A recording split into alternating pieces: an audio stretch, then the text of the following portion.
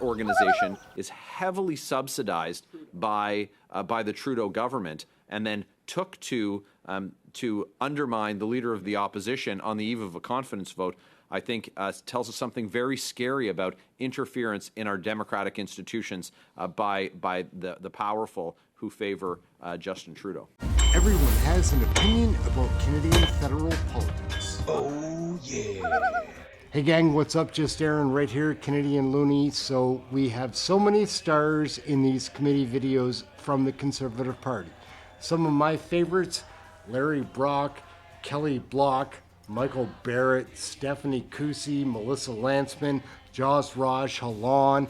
There's a long Garnet Genu, Michael Cooper. There's a long list of big-time Conservative stars, and there's a list of villains too, like MP Iqra Khalid can take over one of these meetings, snap just like that. And you never know what you're going to get from a crazy NDP MP like Laurel Collins in these committee videos. Anyways, the word is out. We've revealed in the thumbnail, in the title, what this committee video investigation is going to be about. Let's take a look. It's always wild in these committee videos, guys. Let's check it out. Let's go. A situation that's unfolded over the last week. On September the 22nd, CTV News aired a segment about a confidence vote that was going to come before the House. And in that segment, CTV deliberately misrepresented the comments of the leader of His Majesty's loyal opposition. Now, this is incredibly serious. So we're talking about CTV News. They're owned by a media giant in this country. They're owned by Bell. And what happened is shocking. So CTV News spliced together different parts of the leader of the opposition's comments to create a false impression. Well, first of all, created a false statement, something that he never said. But the intention was to create a narrative that the opposition day motion was not about having a carbon tax election, which was what it was about, but was instead that it was to oppose the Liberals' dental care program as opposed to it being about the carbon tax. And this isn't a situation where we have an error, a misunderstanding during the editing process, or some kind of technical issue. This isn't something that can be communicated away. This was very clearly an effort by a media company, by a news organization, to manipulate the statements of the leader of the opposition on the eve of a confidence vote in the House of Commons in a minority parliament.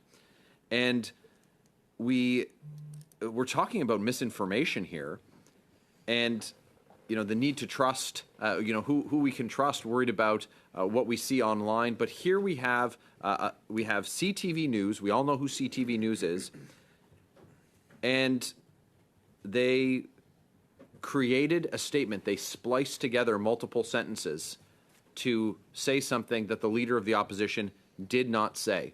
Conservatives were calling for a carbon tax election. They made it about something else. So how damaging is this to Canadians' confidence in trusted sources if they can't trust that a major news outlet will just simply report on what's actually being said by the leader of the opposition, and instead deliberately editing a clip to have him say something that he never said? Mr. Kolga, do you want to start with him? Sure. Okay, Mr. Kolga, and then we'll go to Mr. Bengio. You've got 2 minutes to respond.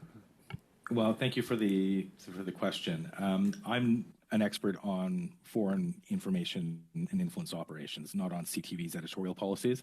But I would agree that it's very important that Canadians are able to trust their media sources, especially in these times where trust is declining in media. But again, I'm an expert in foreign influence and information operations, not on these sorts of domestic situations. I mean, it looks to me like they took it straight from the playbook from foreign entities that look to sow disinformation in our country. To the second witness. I'm even farther away from this question, being an expert in AI. Sorry.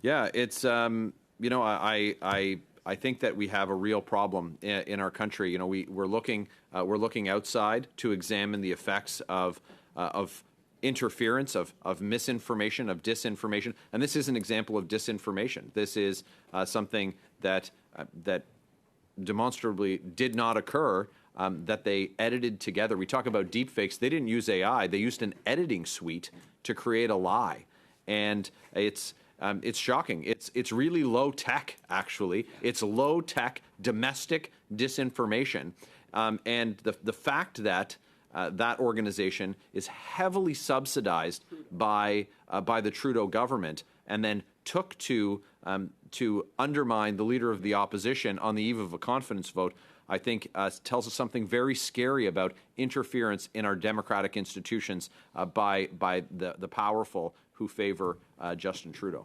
Everyone has an opinion about Canadian federal politics. Oh, yeah. So I don't know what we really should think about what we just saw in that committee video. It's so hard to get answers. These conservatives are asking the right questions. We see it all the time. These liberals get in the way. The witnesses are never prepared. They don't have the right answers. I try to keep notes, but there's no sense. Let me know in the comments what I should think. My name's Aaron, this is Canadian Looney, and this is another Wild Committee investigation video.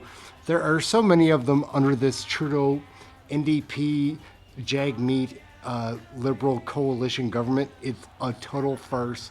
We need an election. That's it. There's no more to say about that. We just need an election. Hopefully we'll get one. My name's Aaron. Like, subscribe, share, get notified, all those fun things. Please leave a comment. Love the comments. Check your next video. Thank you for watching this one.